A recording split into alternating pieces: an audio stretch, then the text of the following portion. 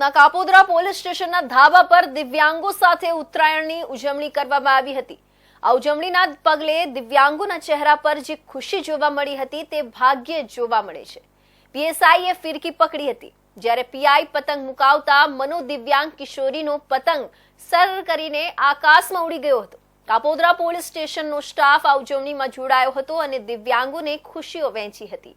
કાપોદ્રા વિસ્તારમાં Pradeep power trust આવેલું છે। આ ટ્રસ્ટમાં દિવ્યાંગ બાળકોની સાર સંભાળ રાખવામાં આવી રહી છે। આ દિવ્યાંગ બાળકો સાથે ઉત્તરાયણની ઉજવણી કરવાનું કાપોદ્રા પોલીસની ટીમ દ્વારા આયોજન કરવામાં આવ્યું હતું।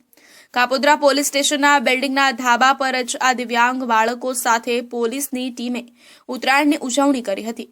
આ ટ્રસ્ટના દિવ્યાંગો અને પોલીસ જવાનો ઉજવણીમાં હાજર રહ્યા હતા। આ અંગે ટ્રાફિક પોલીસના પીઆઈ કુલદીપસિંહ ચાવડાએ જણાવ્યું હતું કે આપણે બધા વર્ષ દરમિયાન આવતા તમામ વાર તહેવારો ઉજવતા હોઈએ છીએ, જો કે આ દિવ્યાંગ બાળકોને આ ઉજવણી કરવાની ખુશી મળતી નથી, જેથી કાપોદ્રા પોલીસ દ્વારા દિવ્યાંગ બાળકો સાથે જ ઉત્તરાયણની ઉજવણી કરવાનો નિર્ણય કરવામાં આવ્યો હતો। જેમણે ક્યારે આવી ઉજવણી ન કરી હોય અને તેમની સાથે આ ઉજવણી કરવામાં આવે તો તેનો આનંદ જ કંઈક અલગ હોય છે। કાપોદ્રા પોલીસ દ્વારા દિવ્યાંગો સાથે આ ઉજવણી કરવામાં આવતા તમામ દિવ્યાંગો ખૂબ જ ખુશીમાં જોવા મળી રહ્યા છે। આજરોજ કાપોદ્રા પોલીસ સ્ટેશનની ટીમ દ્વારા કાપોદ્રા પોલીસ સ્ટેશન હદ વિસ્તારમાં પતિત પાવન ટ્રસ્ટ આવેલું છે, જે ટ્રસ્ટમાં દિવ્યાંગ બાળકો રહે છે।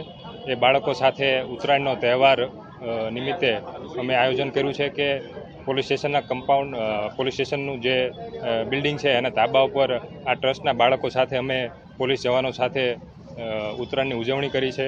આપણે બધા જાણીએ છીએ કે આપણે તો બધા તહેવારની ઉજવણી કરતા હોઈએ છીએ, પરંતુ દિવ્યાંગ બાળકો સાથે ઉજવણી કરવાનો કંઈક આનંદ જ અલગ હોય છે।